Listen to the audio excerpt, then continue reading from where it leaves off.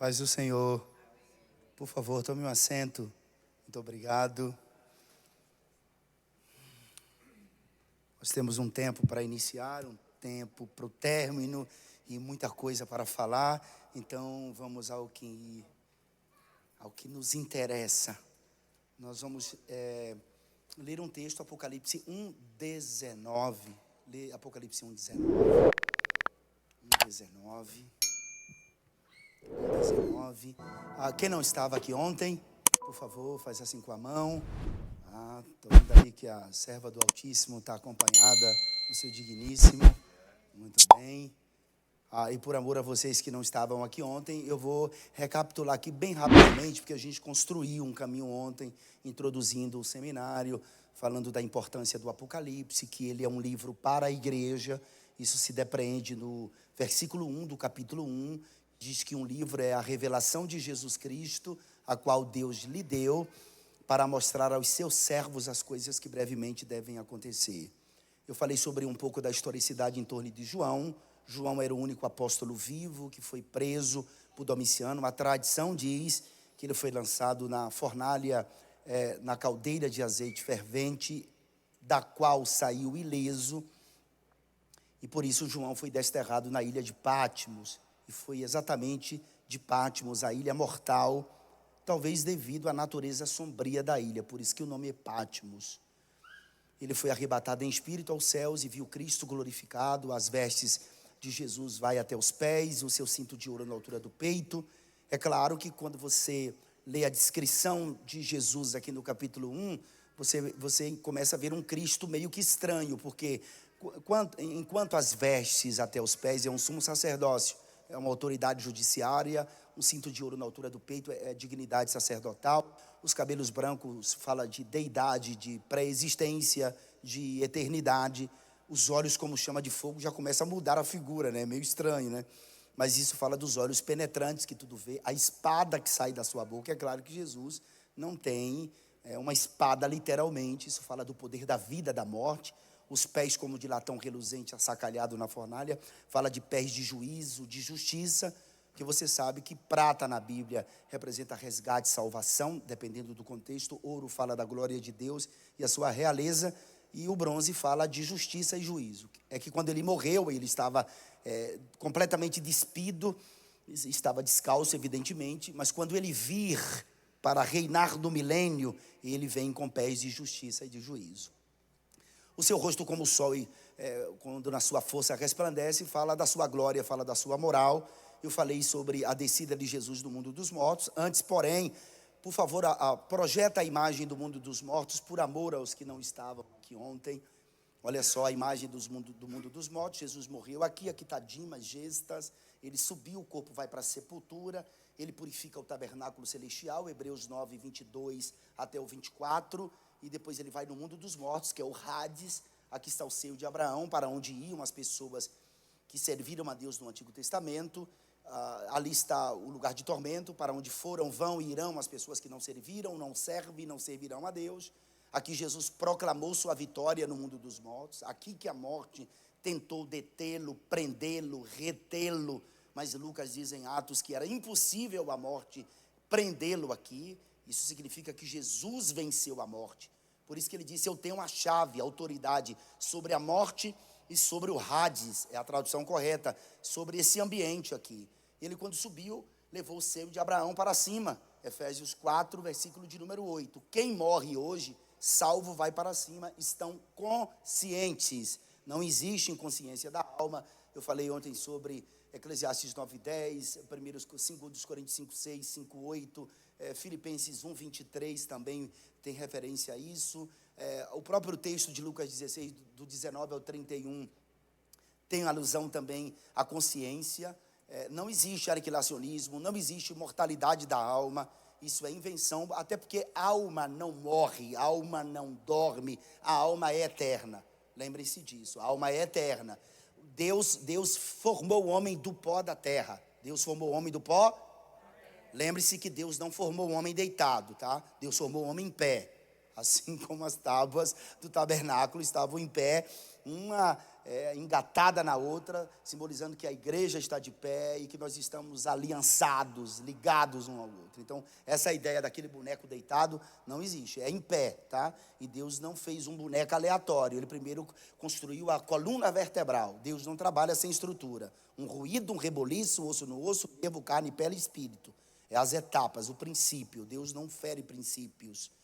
Isso aqui está de pé por quê? Porque tem colunas. Você está de pé por quê? Porque você tem 206 ossos. E é por isso que Deus manda Ezequiel profetizar. Profetiza a esse vale de ossos, né? Aí eu pergunto, osso escuta? Não, escuta. Escuta. Escuta. A martelo e a bigórnia, os menores ossos do corpo. Então, a gente está escutando, né? O cara, quando não escuta, é porque isso aqui não está funcionando. E olha para aqui, ó, minha orelha. Parece o quê? A sua também é igual. Você já reparou o que é que parece? Um feto, ó. Ó, tá vendo? Você ouve aqui e gera aqui. É por isso que o problema na nossa comunidade é mais isso aqui, ó. Entendeu? Porque fala aqui, isso aqui, ó. É ruim quando gera. Tem 2 ouvidos. Então, tem que ter cuidado com essa bichinha aqui, que ela é terrível. O membro mais forte do nosso corpo. Ok? Então, aqui quem morre vai para cima. A alma é eterna, a alma é eterna. Porque quando Deus faz aquele boneco, Deus sopra.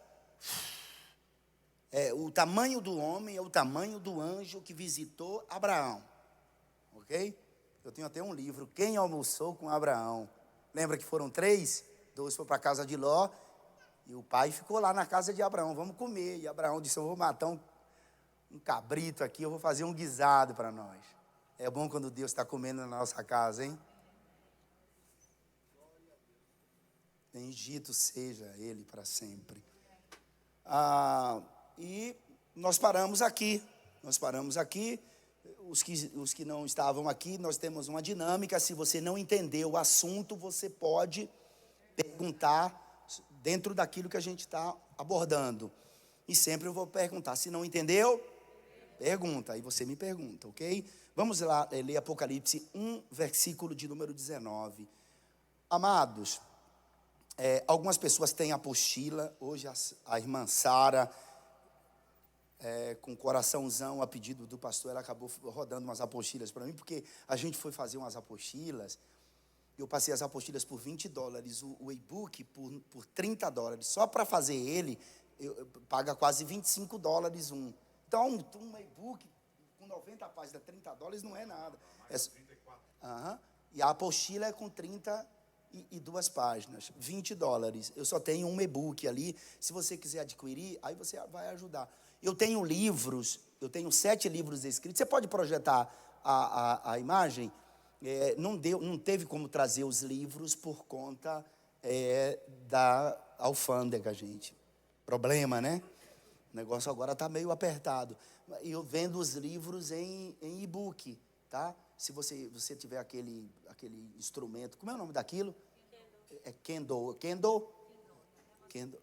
Kindle. Aí você lê. Esse livro Inferno, Ficção, Realidade, eu transcrevi o testemunho de Antônio Munhoz. Lembra que eu contei ontem que ele foi ao inferno? Cito o livro, é difícil achar o livro, tá?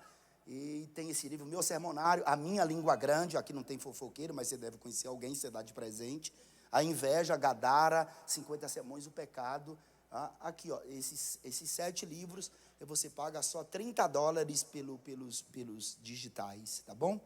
Aí eu mando no seu WhatsApp ou no e-mail, como você preferir. Como é o nome dele? O carioca? Está lá na mídia? Leandro, põe o texto, Leandro, muito obrigado. Você é fera, hein? Você é essa menina aí, é uma dupla. Acho que eu vou levar vocês para os seminários próximos, porque tem umas pessoas que atrapalham o seminário na mídia, viu? Vamos ler todos juntos? 1, 2, 3. Escreve, pois, as coisas que viste, E as que são. e as que hão de acontecer depois desta. É só o 19, Como é o nome dela, pastor? Kélvia. Olha, a Kélvia hoje, pastor, ela disse, pastor, pode... Hoje eu estou preparada. E ontem ela já ficou logo... esse povo daqui é competentíssimo. Aqui está a tríplice divisão do Apocalipse, porque enquanto a teologia dividiu o Apocalipse em 7 partes, a teologia dividiu o Apocalipse em quantas partes? 7. A sabedoria divina dividiu em 3 partes. Essas são as 3 partes da divisão divina do Apocalipse. Primeiro, as coisas que tem viste, ou as coisas que viste, é o capítulo 1. As coisas que são. Agora as coisas que são. E as que são. As que são os capítulos de número 2 e 3. E as que depois destas hão de acontecer são as coisas do capítulo 4 ao 22. Então aqui está a tríplice divisão do Apocalipse. As coisas que viste, capítulo 1. As coisas que são, capítulos 2 e 3. E as coisas que irão acontecer, capítulo 4 até o capítulo de número 22. Ok? Vamos lá, por favor. Você que tem a apostila aqui é um guia, ajuda muito para você acompanhar o seminário, na página de número 6. Eu acho que hoje a gente só vai falar das 7 igrejas, pastor. Nós temos um contexto assim, histórico com relação às 7 igrejas da Ásia, e é bom lembrar que as 7 igrejas da Ásia, não é porque havia apenas essas 7 igrejas, haviam várias outras igrejas. Jesus, ele selecionou estas 7 cidades, Éfeso, Esmirna, Pérgamo, Tiatira, Sardes, Filadélfia e Laodiceia, porque essas cidades eram cidades administrativas do governo imperial romano, eram cidades-sedes. E geograficamente, o que Jesus seleciona, essas 7 igrejas que ele seleciona, dentro dessa posição geográfica, formam um círculo de estradas, tá? É bom lembrar disso. Mas por que ele não escreveu a mais igrejas? É porque você sabe que 7 vem de uma raiz hebraica que significa perfeito, totalidade. Essas igrejas têm um cunho histórico? Tem. Mas com relação aos métodos de interpretação, serve para todos os tempos. Então, estas 7 igrejas, Éfeso, Esmirna, Pérgamo, Tiatira, Sardes, Filadélfia e Laodiceia, devido aos métodos de aplicação, essas igrejas estão representadas para denominações e principalmente para crentes dentro da sua individualidade. Estamos indo bem? Ok? É preciso que a gente fale aqui um pouco sobre Éfeso. Éfeso era uma cidade incrível, né? A cidade de Éfeso. Era em Éfeso que havia o templo dedicado à deusa Diana, uma estátua com 12 metros de altura. Eu acho que eu até coloquei essa imagem aí, não é? Existe essa réplica do templo de Diana. Aqui, Diana é esse formato aqui, tá vendo? É cheia de seios, porque aqui não é nada mais, nada menos do que Samíramis, do que Minerva, tá bom? Do que a esposa de Baal, Azerá. É tudo. O diabo é o mestre dos disfarces, tá? Aqui ele aparece como Diana, era o templo. Eu não sei se eu enviei uma foto da réplica do templo, acho que não. Aqui, ó, o templo, aqui era o templo das prostitutas cultuais. As prostitutas cultuais. Esse principado aqui, ele oprimia cerca de mais de 250 mil pessoas, que era a população da cidade de Éfeso naquela época. Essa cidade, ela provou de um grande avivamento. Lembra da carta do apóstolo Paulo à igreja que estava em Éfeso, que é chamada de Rainha das Epístolas. Rainha das Epístolas. Ali Paulo mostra o que Deus fez pelo homem, o que Deus faz pelo homem e o que Deus pode fazer pelo homem. E ele aborda vários assuntos. É um escrito extraordinário do apóstolo Paulo. E ele chama os crentes daqui para medir a altura, a profundidade, a largura do amor de Deus, significando que eles viveram um amor assim incrível por Deus e que eles viveram um avivamento. Então a cidade de Éfeso era a maior cidade daquela época. Depois tem a cidade de Esmirna, que era uma cidade bela. A cidade de Esmirna era uma cidade assim muito formosa, uma cidade que havia o Monte Pargos, com casas suntuosas, era muito fiel a Roma. Esta cidade de Esmirna era tão fiel que os romanos mataram o pastor desta igreja, o pastor Policarpo. Mataram o pastor Policarpo. Diz que ele se escondeu e uma criança o avistou, e os soldados romanos prenderam Policarpo, levaram Policarpo, amarraram sobre uma fogueira e atearam fogo, e ele não disse uma palavra. E o algoz pegou da sua espada e traspassou-lhe, que ele derramou tanto sangue que apagou o fogo da fogueira. Então, essa cidade de Esmirna era uma cidade fidelíssima a Roma. Aí vem Pérgamo, que é uma cidade, era a cidade culturalmente muito avançada, porque aqui morava o famoso Galeno, né, que é o segundo pai da medicina. O primeiro é Hipócrates, depois é Galeno. Aqui tinha a segunda maior biblioteca do mundo da época. A primeira é Alexandria, no Egito, que existe até hoje. Interessante, eu fui lá conhecer essa bendita dessa biblioteca. Quando chegou lá era Ramadã, os muçulmanos não deixaram a gente entrar na biblioteca. Pensa que eu voltei de lá bravo, hein? Pois é. Então não deixaram a gente entrar por causa da consagração. A segunda maior biblioteca do mundo era em Pérgamo. E o que aconteceu foi o seguinte: todo o papiro era importado. Pérgamo importava do Egito, de Alexandria. Quem era o rei de Pérgamo era Eumenes, e quem era o rei de Alexandria do Egito era Ptolomeu. E havia um famoso bibliotecário chamado Aristófanes. E o que foi que Eumenes fez? Seduziu Aristófanes para que ele deixasse a biblioteca de Alexandria e fosse trabalhar com ele lá em Pérgamo. E ele conseguiu. Só que o Egito proibiu permanentemente que o papiro fosse exportado, enviado para Pérgamo. Assim eles não tinham material para escrever as obras. E aí eles inventam o pergaminho, que era escrita em couro. Era nessa cidade que havia o famoso templo do deus Esculápio, o deus serpente. Era um grande templo. Havia muitos templos, na verdade, pastor Washington, nesta época desse ministério luciferiano, né? Que era o deus serpente. Não havia poltronas, cadeiras, havia só cobras pelo chão, e as pessoas chegavam e se deitavam. Diz que o toque das víboras curavam as pessoas das enfermidades. É por isso que antigamente, hoje já não tem mais isso, né? Mas antigamente em toda a farmácia tinha uma cobra, não é? Que ali é o símbolo da medicina, que ali é Esculápio, o deus Esculápio. Aquilo ali não está por acaso. O diabo é assim, ele colocou enfermidade no mundo e agora ele parece como o símbolo da medicina, da indústria farmacêutica, que continua matando aqui para nós, tá? Então vem Tiatira. Tiatira era uma cidade que tinha, o comércio de manufatura em Tiatira, assim, era muito grande. Ser crente aqui era difícil, tá?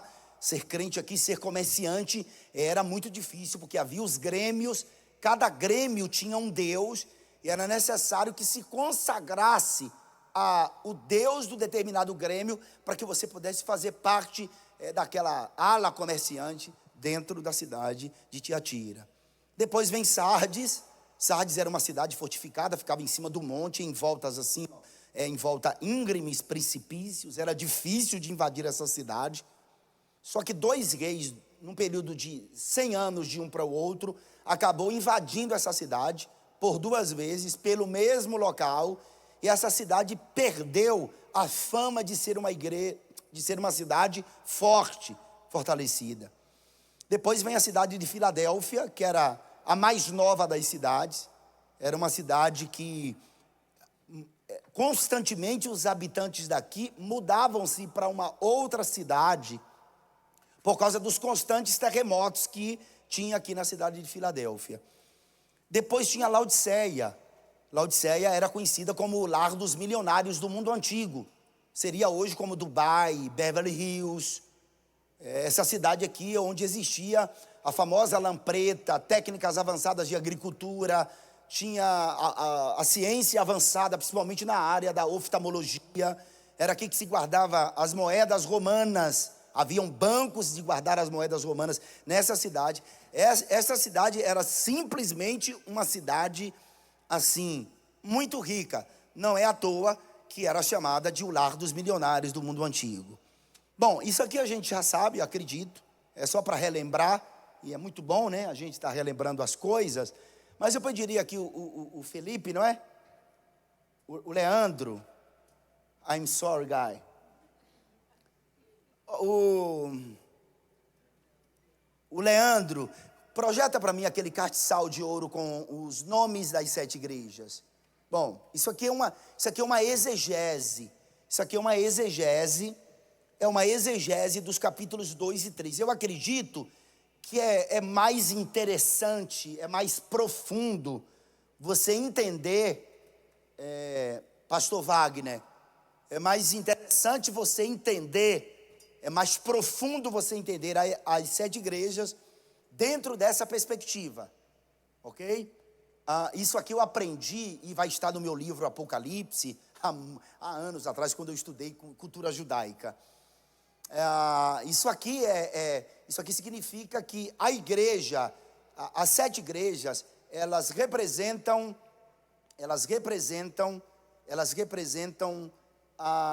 as 7 lâmpadas do castiçal.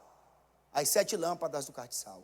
O castiçal é o artefato, assim, com um significado indizível dentro da tipologia do tabernáculo de Moisés. Eu até falei ontem para vocês sobre um seminário de tabernáculo, né? Aqui é chamado de Kirilat Adonai, a congregação do Senhor. Aqui é a lâmpada de Deus. A lâmpada de Deus. Quando Deus falou com Samuel, antes que a lâmpada de Deus se apagasse, lembra? É com relação ao castiçal de ouro. E essas 7 lâmpadas aqui, elas não alumiavam individualmente, apesar de ser individual. É meio paradoxal, vocês entendem o que eu falo? Porque em Êxodo 25, as 7 lâmpadas, as 3 se uniam com esta, porque aqui é Cristo, tá vendo? Sim, isso aqui é igreja, não tem castiçal. 3, 6 é o número do homem. Tem que ter essa aqui, que é o sustentáculo. Aqui, 1, 2, 3, 4. Aqui é Cristo. O sol foi formado no 4º dia da criação. Cristo aparece no 4º milênio da criação. Diga amém. Amém. Tá? Então, aqui, essas lâmpadas aqui, toda manhã, os sacerdotes tinham aqui no lugar santíssimo para repor o óleo nas lâmpadas. E isso aqui não apagava nunca, ok? Quem acendeu a primeira vez foi Deus. Nunca mais. Deus acende e você mantém o fogo aceso. Quem colocou óleo a primeira vez foi o sumo sacerdote. E você, que é o sacerdote, mantém o óleo repondo constantemente. Então, todo dia madrugada, como o sacerdote entrava lá, essas 6 aqui estavam apagadas, mas essa nunca apagava. Então, eles limpavam as 6, pegavam o fogo daqui, colocava e depois limpava essa aqui. Tá bom? Então, aqui representam as 7 igrejas. Aqui representa as 7 igrejas. E aqui representa Kirilat Adonai, a congregação do Senhor. Aqui representa a lâmpada de Deus. Porque a igreja é a luz do mundo. A igreja é o sal da terra e a luz do mundo. Tá bom? A igreja é o sal da terra e é a luz do mundo. Então, aqui representam as 7 igrejas da Ásia. Ali está Éfeso. Olha só, eu estou esquecendo que eu estou com isso. Ali está Éfeso. Olha só, Éfeso. Éfeso, você percebe que está fumegando. Éfeso está fumegando. Éfeso está fumegando porque Éfeso deixou o seu primeiro amor. Éfeso deixou o seu primeiro amor. Se você fosse na igreja de Éfeso, você sairia de Éfeso assim, perplexo, estupefato, em ver o que essa igreja possuía. Essa igreja é elogiada por Jesus por 9 vezes distintas. Por 9 vezes distintamente, Jesus elogia esta igreja. E lembre-se que 30 anos antes, Jesus havia escrito a esta igreja através do apóstolo Paulo. Eu disse a você que Paulo convidou os crentes de Éfeso para medir a altura, profundidade e largura do amor de Deus. 30 anos se passaram e esta igreja perdeu o primeiro amor. Ela havia deixado a sua primeira caridade. Esta igreja,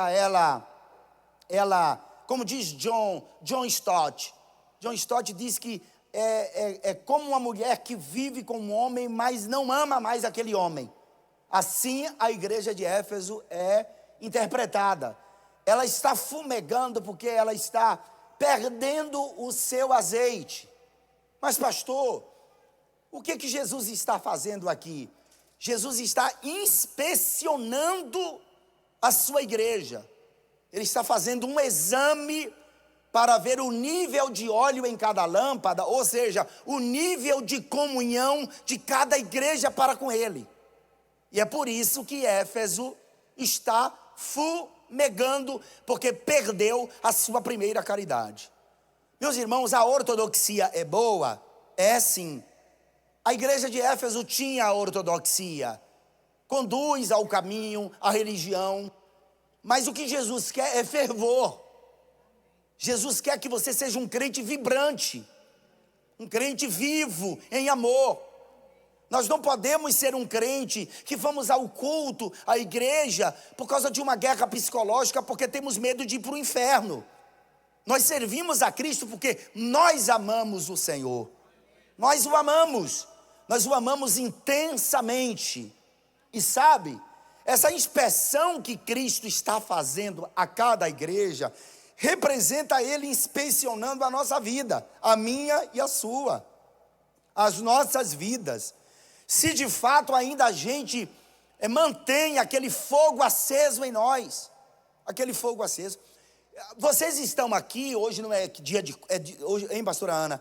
Não é dia de culto oficial. Você está aqui é porque você, no mínimo, você mantém uma fagulha acesa dentro de você. Com certeza você mantém. Teve gente aqui que sacrificou para estar aqui hoje, sacrificou para estar aqui, e isso é muito bom aos olhos de Deus. O fervor espiritual, irmão. Eu não estou dizendo que você tem que ficar pulando o tempo todo, não. Eu não estou falando disso, não, marchando o tempo todo. Apesar de que a gente é pentecostal, a gente glorifica, a gente é renovado no Espírito Santo. Eu estou falando do fervor, daquilo que a gente viveu quando a gente conheceu Jesus nos nossos primeiros 3 anos. Sabe? Que a gente ia no culto de oração, que a gente ia no culto de doutrina, a gente não violava nenhum tipo de princípio de Deus, a gente sempre estava pronto para servir um ao outro, sempre pedir perdão a quem a gente ofendesse, sempre pronto para perdoar a quem nos ofendeu. E se a gente está descontextualizado desse ambiente cristão, onde o fogo, aleluia, não fumega, mas é um fogo aceso, aí sim nós estamos vivendo o nosso primeiro amor. Caso não esteja, tem uma palavra de Jesus aqui, que é para o crente temer. Porque essas 7 igrejas aqui, Jesus não está falando para o povo de fora, Ele está falando para a igreja. Ele diz assim, Ele pede que os crentes comecem a praticar as suas primeiras obras. Arrepende-te, pastora Ana. O segredo está no arrependimento. O segredo está no arrependimento. Olha aqui na minha mão esquerda. Olha aqui. Ontem, um aluno meu, nesse afã desse momento lá, porque lá no Brasil tem o Congresso dos Gideões Missionários da Última Hora, que é lá no estado do pastor Eliseu, Santa Catarina. Um aluno meu, vários pregadores pregaram lá. Eu fiz até uma postagem sobre o pregador camaleão. Depois você vê no Denilson Lima, oficial no Instagram. Esse aluno meu, à distância, né? Ele postou um vídeo de um pastor lá desse evento, tomando cerveja. Aí eu escrevi no post dele, eu falei, apaga porque isto já passou. Ele já pediu perdão. Você está fazendo o papel do diabo. Está fazendo o papel do diabo. Você não pode fazer o papel de Satanás. Lançar um pecado de uma pessoa de anos atrás na cara dele. Você é um servo de Deus. Aí ele foi, pastora, e apagou.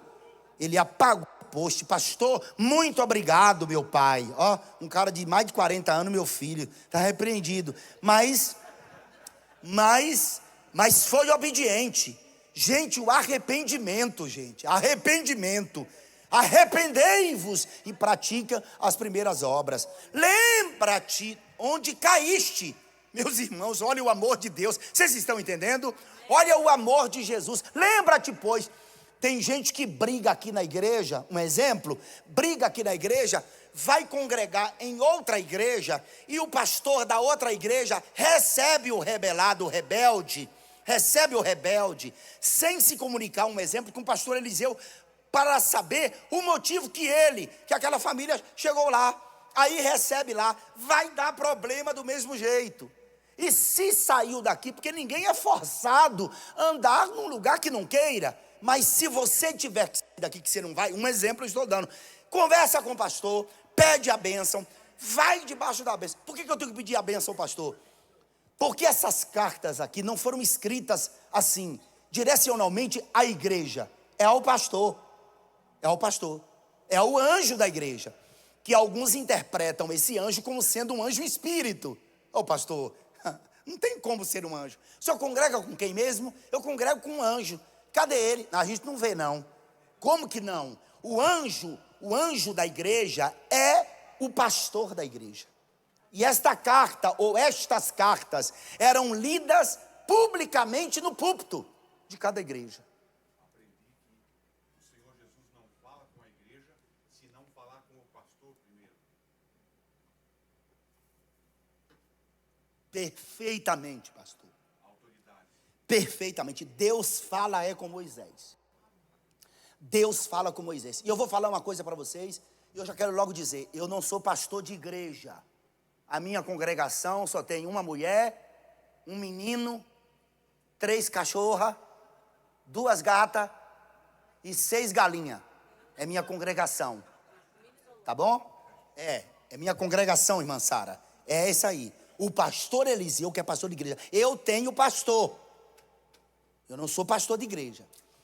Pastor é intocável. Só quem toca no pastor é Deus. Coloque na cabeça de vocês. Se você fosse o pastor é intocável. Eu também sou ungido. Você é ungido, eu sei. Mas você não é o pastor. Não é o pastor. Quem trata com o pastor é o próprio Deus quem trata com ele. Eu vi na internet recentemente um pastor dizer assim: quem manda aqui sou eu. Um pastor. E tem uma enxurrada de comentários de crentes xingando o pastor de todo jeito. Eu não aguento, eu não tenho sangue de barata. Eu vou lá e meto um comentário. Quem manda aqui é o pastor Eliseu Lemos. É Deus e o pastor. Se ele disser assim, pare de ensinar, eu vou ensinar como? Não vou, eu vou parar. Se ele disser aqui, o horário acabou, quem manda aqui é ele. É o pastor quem manda. Engraçado, pastor, lá no trabalho tem um gerente, um encarregado, tem um diretor, todo mundo obedece. Quando chega na casa de Deus, acha que aqui é a casa de mãe Joana. Não é, irmão, aqui é a casa de Deus. Aqui é a casa de Deus. Tem princípio de autoridade. E você deve, a Bíblia diz, honrai vossos pastores, obedecei vossos pastores. E a Bíblia Sagrada é quem diz isso aqui. E todas as vezes, pastor, o senhor pode prestar atenção, todas as vezes que alguém tocou no ministério de um homem de Deus, lembre-se de um detalhe, tem pastor que Deus coloca só para punir certas igrejas. Você sabia disso? Tem pastor ruim. Eu pastoreei uma igreja que eu quase choro sangue, lágrima de sangue. Tinha uma irmãzinha lá chamada Maria, que, Jesus, leve Maria, quase que eu orava assim, entendeu? Porque ela me causava muito problema naquela igreja. E sabe, aquela igreja, eu dei minha vida pelaquela igreja, e Deus disse assim, o tempo das vacas magras chegou. Foi quando eu saí de lá, foi outro pastor. O pastor foi de certo, o povo começou a gemer, porque muda-se o sacerdote, muda-se a lei. Irmão, aproveita o pastor que você tem, que tem liberdade de você cultuar a Deus, de você adorar a Deus, de você ser cheio do Espírito Santo, que se importa em trazer alimentos sólidos para a sua alma, de edificar a sua alma, que é responsável, que é administrador. Honre a Deus, porque Deus se... Irmão, você está debaixo de unção, haverá prosperidade sobre a sua vida. E todas as vezes que você toca na orla do vestido do seu pastor, você se torna estéril espiritualmente. Você não lembra de Davi? Se o teu pastor fosse Saul, você ia dizer o quê? É endemoniado. E mais endemoniado ainda é o ministério de louvor que está indo para lá cantar para ele ficar liberto. No caso de Davi, entendeu? Mas quando Davi teve a oportunidade de matar Saul, e seus moços disseram: o Senhor está entregando ele nas tuas mãos. Davi ponderou: nem todo conselho que você recebe é de Deus, tá? Tenha cuidado, analise antes.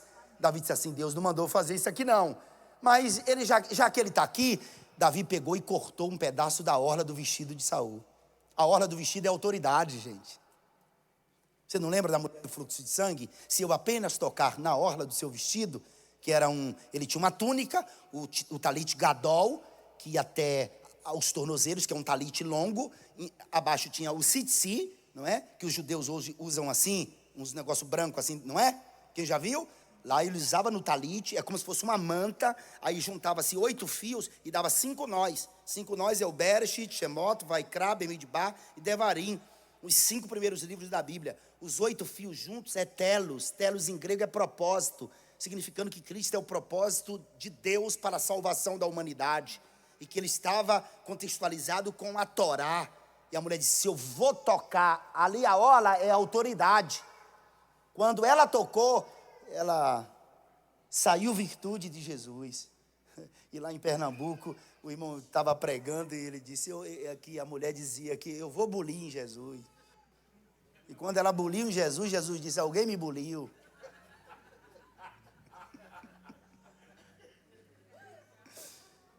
E aí Pedro disse alguma coisa, e o irmão pregando, isso aqui é verdadeiro, né? E Jesus se irou, disse: Pedro, caba da peste.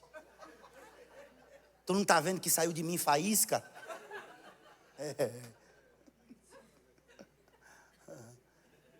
Ai, meu Deus. E quem pensa que o Apocalipse é só trovão e relâmpago se enganou. Aqui a gente ri, chora, sente a presença de Deus. Diga glória a Jesus. Então obedeça, honre o vosso pastor. Porque quando Davi cortou um pedaço da orla do vestido de Saul, pode ler o texto, ele ficou triste porque tocou na orla do vestido de Saul. Deixa que Deus só obedeça ao anjo da igreja. E aqui a igreja de Éfeso, por ser uma igreja que estava trabalhando, que tinha 9 características distintas, e que Cristo inclusive elogiou essas 9 características, ela havia deixado sua primeira caridade. Jesus aconselha: eu quero que você se arrependa, porque se você não se arrepender, brevemente eu virei a ti e removerei do teu lugar o teu castiçal. Aqui significa a lâmpada. Deus diz: eu vou tirar a minha lâmpada de sobre você. Se Deus tirar a sua luz de sobre nós, lembra lá de Gênesis? Lembra lá de Gênesis, quando Deus aparece gritando: haja luz, e a luz emana dele. Que a ciência cosmológica acha que foi o Big Bang, mas isso é uma outra história. A luz de Deus alumia a igreja. Ele disse: eu vou tirar a minha luz e vou deixar você na escuridão. O texto aqui, se você fizer uma leitura exegética, você vai perceber que o que Deus está falando, o que Jesus está falando, é que no lugar daqueles crentes, ele colocaria outros crentes. Porque nós não somos insubstituíveis. Nós não somos insubstituíveis. É capaz de você ser formado, de você ter feito faculdade, fez doutorado, se formou. E se você se acha autossuficiente, Deus é capaz de colocar outro em seu lugar, que seja analfabeto, mas Deus capacita para fazer melhor do que você. Não existe pessoas insubstituíveis. E é por isso que Éfeso está fumegando. Aí ele vai em Esmirna. Esmirna está acesa, tá vendo? Esmirna está vibrante, pastor. Uma igreja sem pastor, porque mataram Policarpo, vocês já sabem. Uma igreja que estava pobre, porque o Império Romano confiscou os bens da igreja. Jesus usa uma palavra grega chamada pitocheia, que significa sem roupa. Pobre és. Você é pobre. Não tem o que comer, não tem o que vestir, não tem pastor. Mas essa igreja estava nesta condição, uma igreja vibrante. Porque prova não mata crente, tá? Prova tem um tempo determinado. Eu vou repetir, é só para grifar na sua mente. A prova tem um tempo determinado. E quando Deus coloca você numa prova, Ele se encarrega de sustentar você durante a prova. Você não lembra do que Ele disse aos discípulos? Entremos no barco e passemos para o outro lado. Ele não disse o que ia acontecer no caminho. Ele só disse que ia chegar. Então, se acalma. Ele tem poder sobre o vento e sobre o mar. Glória a Deus. Então essa igreja estava vibrante. Não temas, não temas, não temas, não temas. Porque essa tribulação de 10 dias, que representa um ciclo, vai passar na sua vida. Aí ele vai em Pérgamo, deixa eu acelerar. Pérgamo está fumegando. Por que Pérgamo está fumegando? Porque tolerava a doutrina de Balaão, o profeta materialista do Antigo Testamento, que queria receber o prêmio de Balaque para amaldiçoar os filhos de Israel. Lembre-se que nem sempre aquilo que você acha que é bênção para a sua vida, de fato é bênção, tá? Não negocie valores e princípios. Essa igreja de Pérgamo, ela está viva hoje, em muitos lugares. A igreja materialista, tudo tem que ter algo material. Vai para onde, irmão? Eu vou para a igreja buscar minha vitória. Aqui não é feira, aqui é um lugar que você veio trazer. Trazer o quê? Culto para prestar a Deus. Enquanto você está adorando aqui, aprendendo aqui, Deus pode estar visitando a sua casa e fazendo um milagre. Glória a Deus. Levante uma das mãos, diga aleluia ao Senhor. Então, aqui não é lugar de você buscar, é lugar de você trazer. Mas ao mesmo tempo aqui é um lugar de refúgio. É um lugar onde Deus fala conosco. É um lugar onde o celebramos. É um lugar onde Ele fala conosco. Por exemplo, um culto de doutrina, um seminário como esse, Deus está ministrando ao nosso coração, uma vez que o nosso modelo de culto é modelo sinagogial, tá? E para os desigrejados, que no Brasil somam cerca de 18 milhões de desigrejados, nos dias de Jesus havia pelo menos 400 sinagogas, e toda terça e todo sábado Jesus estava na sinagoga, e até Jesus congregava. Aí tem crente que não quer congregar não, assiste o culto em casa, comendo pipoca, online. Não, isso não é culto. Isso é culto para quem está doente, que não pode vir na igreja. Mas quem pode tem que estar aqui, porque aqui é o culto coletivo. Aqui é onde você adora a Deus coletivamente. É nesse lugar que você sabe as necessidades uns dos outros. E é aqui que você desfruta da comunhão. Então é preciso estar no templo. E se você puder, venha para o templo todo dia que tiver culto. É como Davi disse, me faça uma oliveira verde plantada na sua casa. Eu quero já morar aqui. Aqui é muito bom, irmão. Aqui é muito bom. É muito bom estar aqui nesse lugar. Vamos lá, a próxima, Tiatira. Aqui está Tiatira. Tiatira aqui era uma cidade que também tem um problema, está fumegando por causa de Jezabel, uma profetisa, uma falsa profetisa, que o pastor deixou que ela mandasse na igreja. O pastor deixou ela mandar. E ela estava fazendo misérias dentro dessa igreja. Um perigo nos nossos dias, esses falsos profetas de lives, gente que não dá um passo sem antes ligar para o profeta, tá, para saber. Por favor, meus irmãos, eu creio em profecia, Deus usa pessoas em profecia, mas tenham cuidado, tenham cuidado, tenham cuidado. Pessoas que vivem da oração dos outros. Eu vou dar um conselho pastoral a vocês. Quem é um pastor da igreja é ele. Não vim doutriná-los, eu disse isso ontem. Mas olha, creiam nas vossas orações. Creia na sua oração. A oração que eu mais creio é a minha. Porque sou eu quem exprime o sentimento diante de Deus. E orar é conversar com Deus. Orar é conversar com Deus. Então, ore a Deus. Converse com Deus sempre. Não precisa saber do profeta. Eu estava pregando num certo estado do Brasil recentemente, e aquele dia que Deus toma você assim para orar por todo mundo, eu passei assim uns 8 minutos orando. É muito tempo. Eu estou sendo até, como é que fala? Eu estou sendo até modesto diante do tempo que eu passei orando. Aquele poder. Eu orei até pelo papagaio da casa do pastor da chácara. Até pelo papagaio eu orei. Aí quando eu terminei de orar, suado, aquela igreja cheia do Espírito Santo, vem 5 pessoas. Ô meu irmão, oi pastor. E eu, pois não, ore por mim. Oh meu Deus. Porque eu já acabei de orar. As pessoas não estão crendo na sua oração, não estão crendo na oração do pastor, na oração do pregador, na oração de ninguém. Tem que colocar a mão. E aí já não tem mais graça essa oração aqui para nós, pastor. Eu orei, Jesus abençoa, entendeu? Amém. Aí quando eu terminei, o senhor viu alguma coisa? Eu pensei comigo mesmo, eu estou vendo 5 caixão.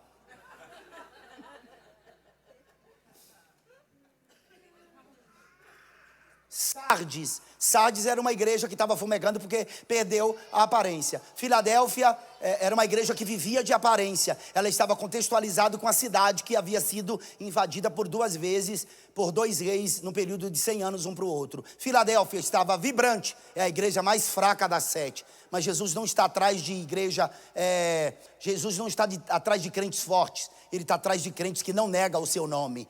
E diante desses crentes, ele colocou uma porta aberta e ninguém pode fechar a porta que ele abriu para esta igreja. Tem alguém aqui que faz parte de Filadélfia?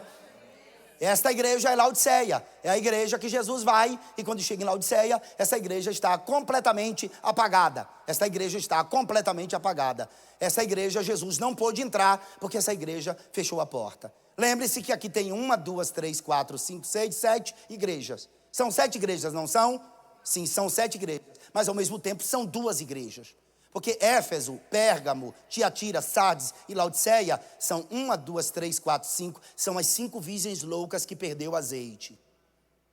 Ok? Pastor, por que são, se são 7 igrejas, por que ao mesmo tempo são 2? A falta de amor de Éfeso, a tolerância à doutrina de Balaão de Pérgamo, a tolerância à doutrina de Jezabel, de Tiatira, a falsa aparência de Sardes está dentro de Laodiceia. E perceba que a haste de Esmirna está em Filadélfia. Está vendo? Ambas estão acesas. É o sofrimento de Esmirna que se conecta com Filadélfia, a igreja fiel.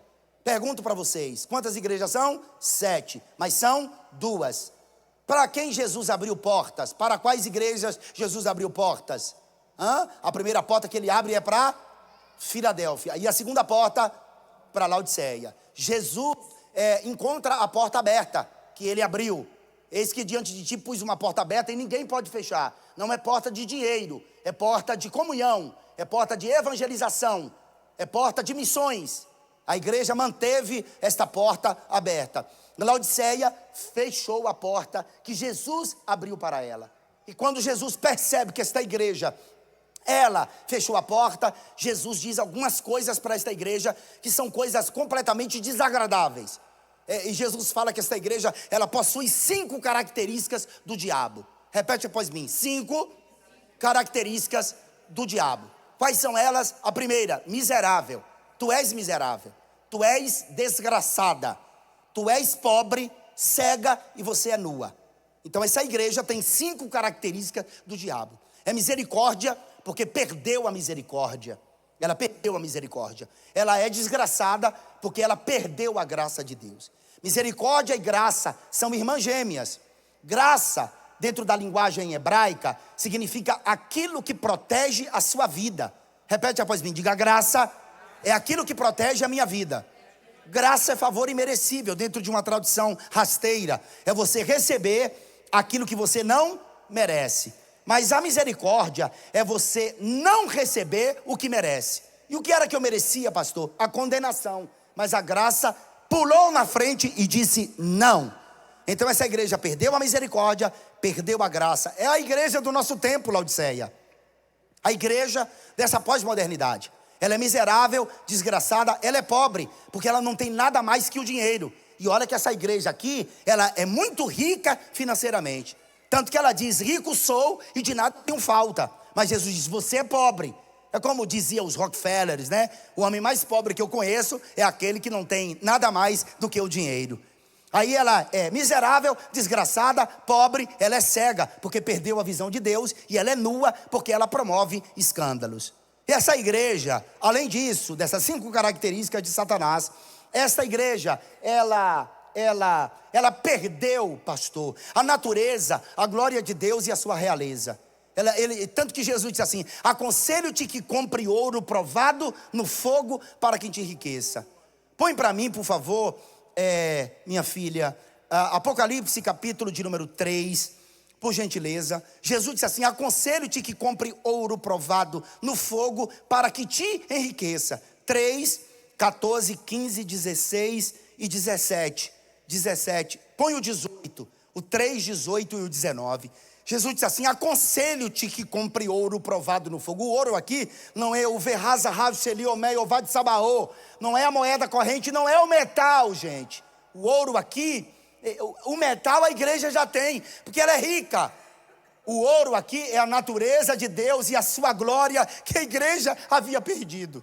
E nós não podemos perder a presença de Deus em nós, porque a presença de Deus é tudo em nós.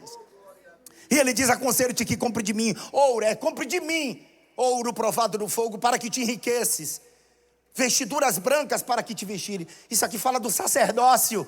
A igreja havia perdido o sacerdócio. Olha a minha mão direita.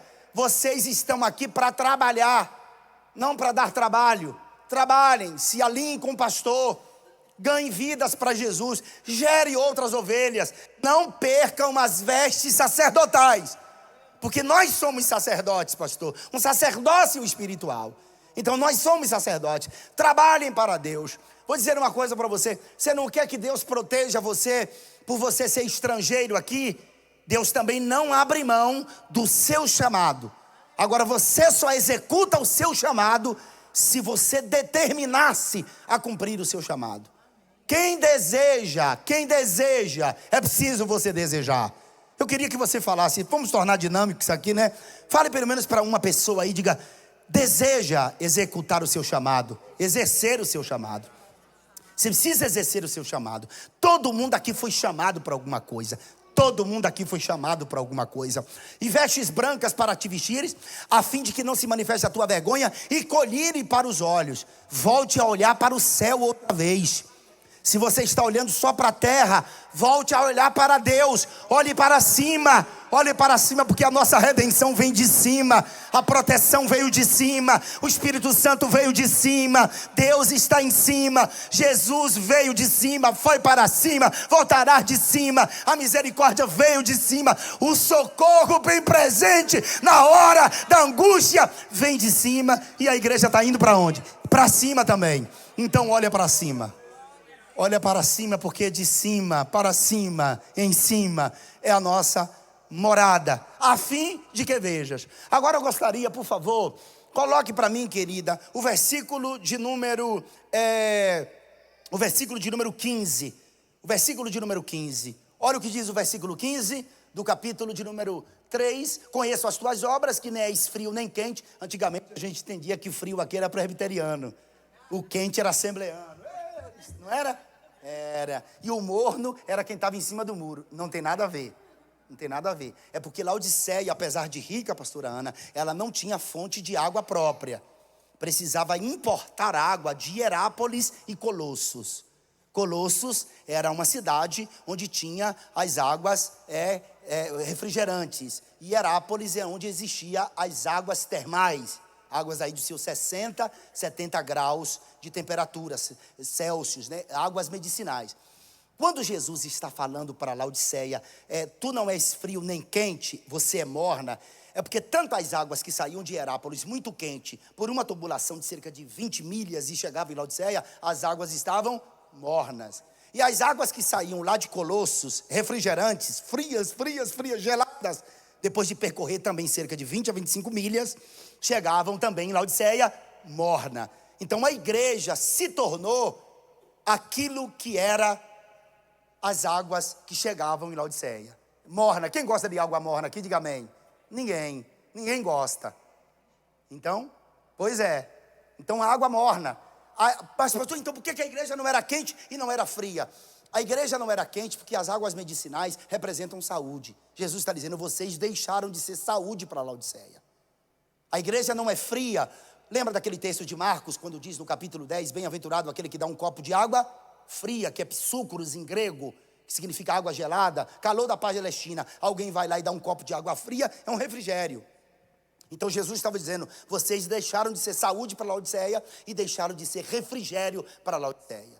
A função da igreja New Life aqui em Everett é ser saúde e ser refrigério para essa cidade. Acredite nisso. Você pode prestar atenção. Quando alguém está sofrendo com algum tipo de problema, vai bater na casa do crente, depois de tantas tentativas, no voodoo, na hidromancia, quiromancia, no satanismo, lá não sei aonde, fez tudo, não teve jeito, aí bate na porta do crente, aí tem a solução, porque o crente é refrigério, o refrigério, além de refrigério, é também saúde. E um detalhe, sempre as pessoas batem na nossa porta quando a gente está enfrentando um problema.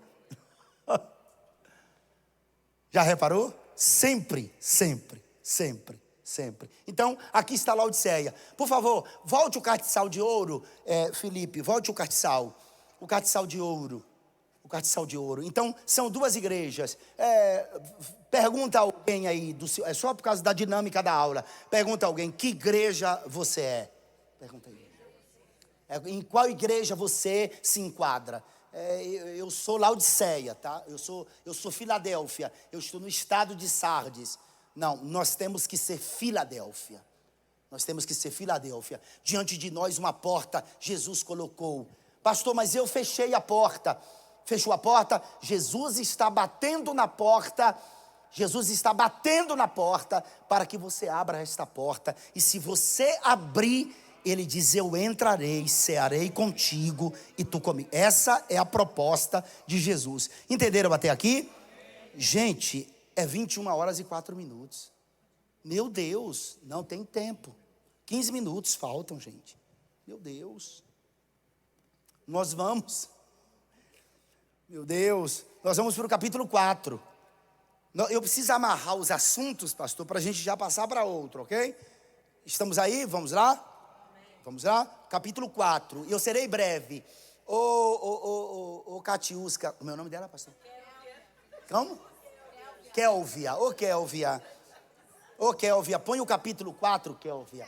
Rapidinho, Kélvia. Nós temos 15 minutos agora, tá? Vai ser rápido aqui, ok? Eu vou pedir aqui o pastor Eliseu. Eu vou trabalhar no 12 para a gente fechar isso aqui. No 12, tá? Eu vou pedir o pastor Eliseu. Efésios 1:20, o senhor. Efésios 1:20, pastor. Na sua Bíblia. Pastor Washington. Pastor Washington. Por favor, pastor Washington. O senhor vai ler no 12. Hebreus 1:3, tá? 1:3. E o pastor Wagner lá atrás, sem acepção de pessoas. Vou pedir os 3 pastores. Pastor Wagner, Colossenses 3:1. Preparem os textos aí que eu vou pedir para vocês lerem rapidamente. Presta atenção, ok? Aqui é a estrutura do trono do Pai. Repete após mim. A estrutura do trono do Pai. Chame ele de Pai, ok? Chame ele de Pai. Eu nasci para te chamar de Pai. Tá vendo? Depois dessas coisas olhei e eis não somente uma porta aberta no céu, como também a primeira voz. Lembra da primeira voz do capítulo 1? É a própria voz de Cristo, a voz de trombeta. Repete após mim. A voz de Cristo é a voz de trombeta. Como também da primeira voz que eu vi, como de trombeta falar comigo, dizendo, sobe para aqui e mostrar-te-ei as coisas que brevemente devem acontecer. Próximo versículo, 2. Vamos lá? Mediantemente, eu me achei em espírito e eis armado no céu um trono. E no trono alguém assentado. Diga, alguém está no trono. Quem está no trono? Não, é o Pai. A estrutura do trono do Pai. Anote para vocês que estão anotando, uma pérola. Aqui é o capítulo 1 de Ezequiel.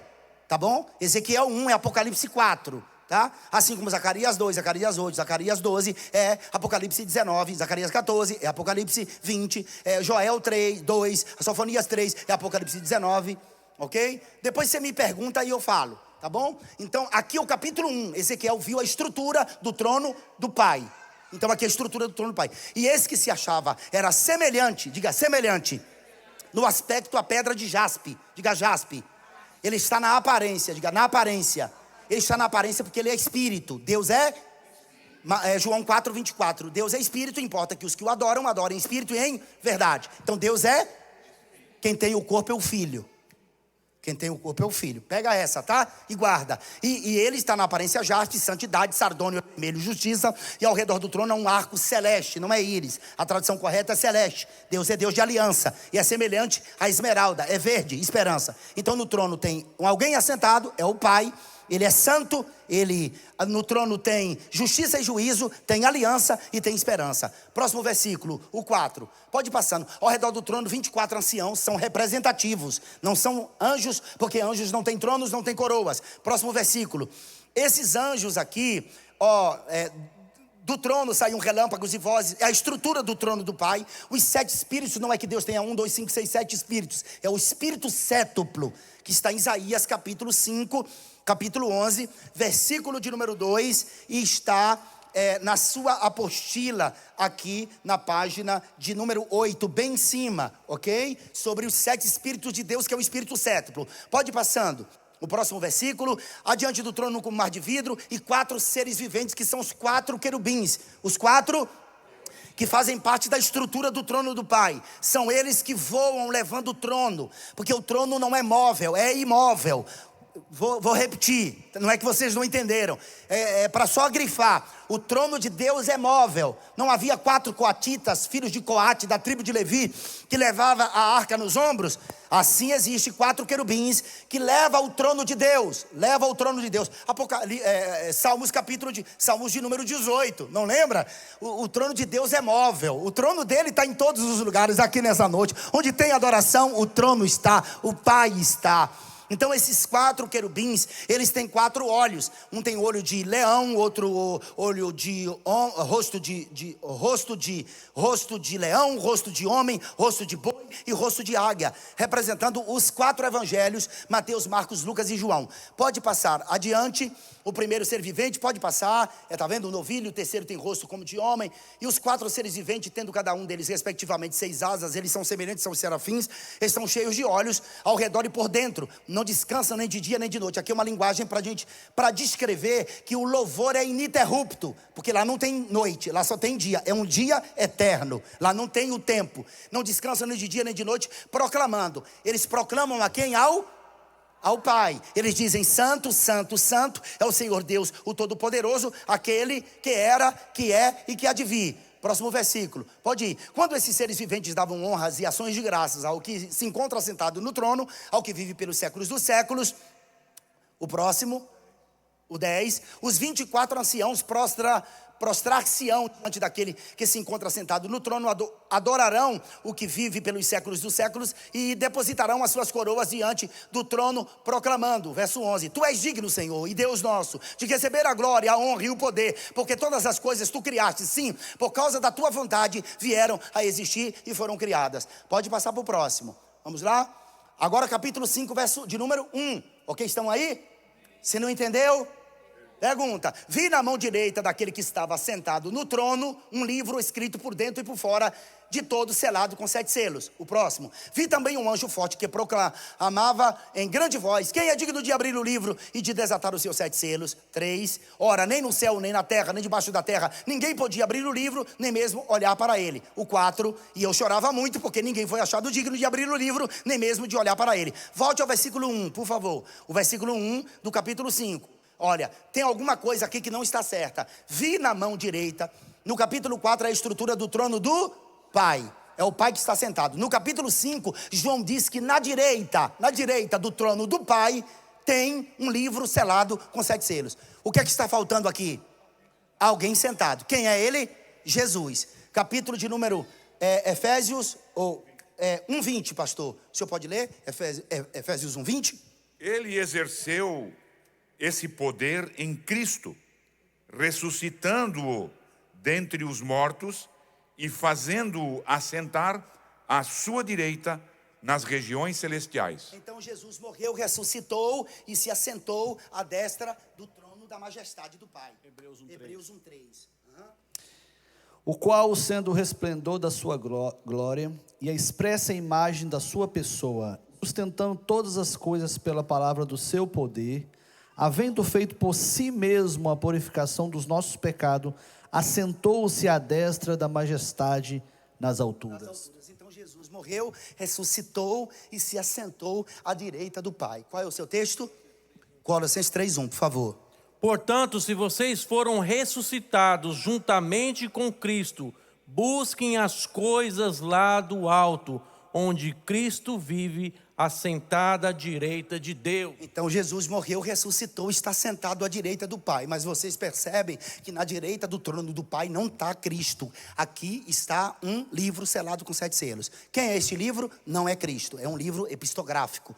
O único homem que viu esse livro foi Ezequiel, após ver a estrutura do trono do Pai, em capítulo 1, que ele encontra impropriedade na linguagem humana para descrever o inefável. E no capítulo 2, versos 9 e 10, depois vocês lê, Deus mostra este livro para Ezequiel, que é o único profeta chamado de Filho do Homem.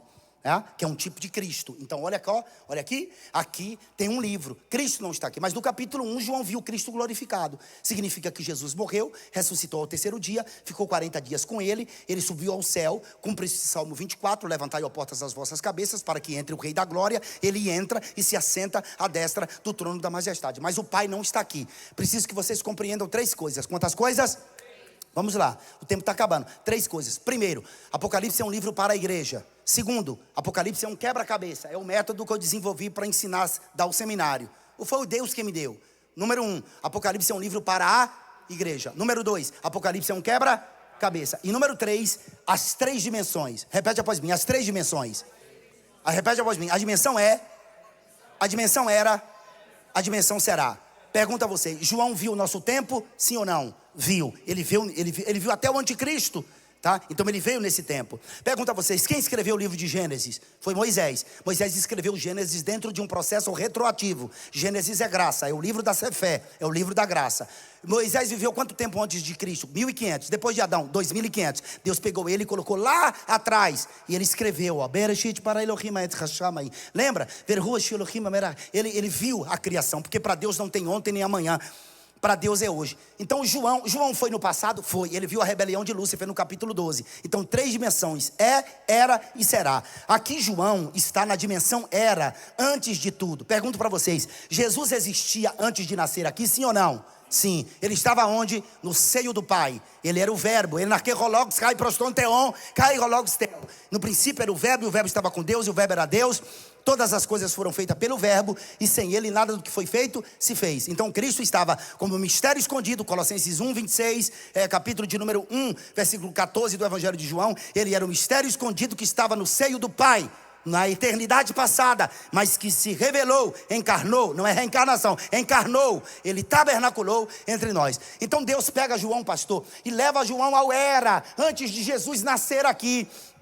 E ele percebe que ao lado do Pai tem o livro. E não existe ninguém moralmente digno de abrir o livro, nem sequer de olhar para ele. E olha o que diz o texto, o versículo de número 2, por favor, querida. 2, versículo 2. Também vi um anjo forte que proclamava em grande voz: quem é digno de abrir o livro e de lhe desatar os selos? O 3, ora no céu os anjos, nem na terra os homens, nem debaixo da terra, ninguém podia abrir o livro, nem mesmo olhar para ele. E João começa a chorar. Aqui não é cloreto de sódio, não é cloreto de sódio, é grito. Ele está desesperado, pastor, porque sem Cristo não há salvação. Sem Cristo não tem como os homens se salvar.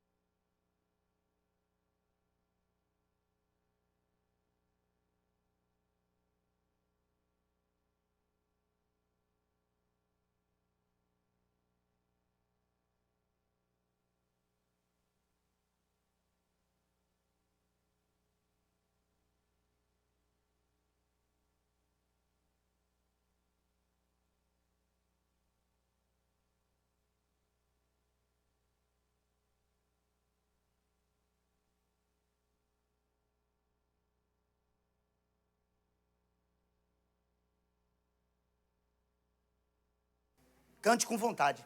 E entoavam novo cântico, eles dizem, você vai encher o pulmão de ar. Você vai encher o pulmão de ar. Se você puder colocar duas estrofezinhas daquele, digno é o cordeiro que foi morto, santo, santo ele é. Porque escrever esse hino com base nisso aqui, tá? Olha só, eu quero que você, mas fale com vontade, irmão. Eu falo com vontade. Tem seminário que eu não dou isso aqui, não. Eu não sei porquê, mas vocês, esse pastor é dedicado, ele tem uma parede de livro em casa. Não é todo pastor que tem uma parede de livros em casa, não, meu amigo. Vocês estão privilegiados. Tem pastor que não está nem aí para isso, não. O pastor se importa com vocês. Eu estou quase dormindo naquela biblioteca lá, meu. Entendeu? Glória a Deus. Eu queria que você, eu vou colocar até o microfone assim. Leia com vontade, eu faço tudo com vontade. Alguém disse que a verdadeira pregação consiste em sua ação, sabe? Então eu queria que vocês lessem com vontade. Como é o teu nome? É o de camisa verde, o marido da irmã aqui. Como é o teu nome? Rubem. Olha só, Rubem, hein? Rubem não é fraco, não. Como é o nome daquele outro lá? Você não estava ontem, não? Como é seu nome? Vander. Todo mundo aqui, eu sempre estou perguntando o nome de alguém, né? Vocês não são exclusividade, não, tá? É sempre alguém. Então, presta atenção. Você vai encher o pulmão de ar e você, como é o nome da senhora? Rose. Minha irmã Rose. Nós vamos encher o pulmão de ar e nós vamos cantar. Aqui é um cântico. É um cântico, tá? E entoavam novo cântico, dizendo, vamos lá? Digno és de tomar o livro e de abrir os selos, porque foste morto e com teu sangue compraste para Deus os que procedem de toda a tribo. Próximo versículo. Povo e nação. E para o nosso Deus os constituíste reino e sacerdote. Próximo versículo. E reinarão sobre a terra. Vim e ouvi uma voz de muitos anjos ao redor do trono, dos seres viventes e dos anciãos, cujo número era milhões de milhões, próximo, e milhares de milhares, e proclamavam em grande voz, cantem, digno é o cordeiro que foi morto, que recebeu poder, e sabedoria, e força, e honra, e glória, próximo, e louvor.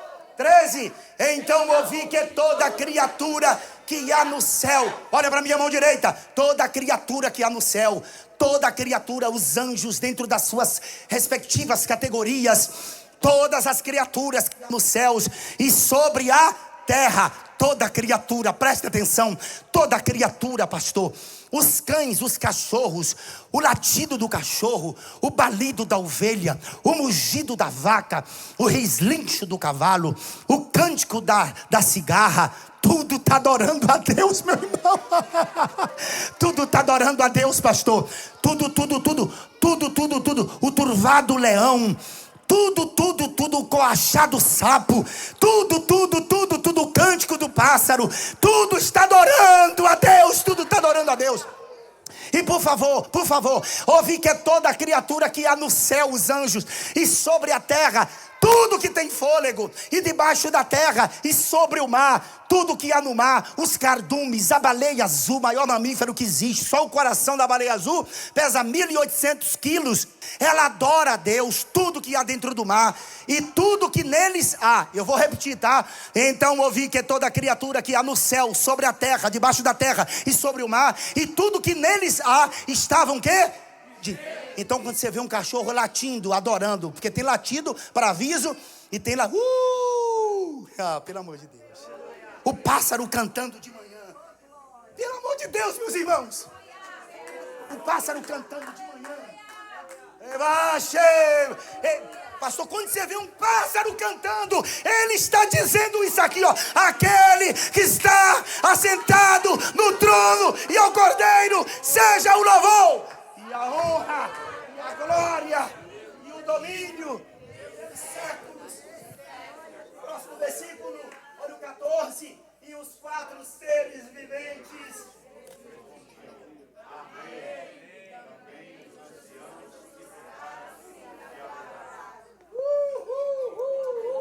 Se você puder aplaudir ao Senhor, quero orar por vocês, glória a Deus.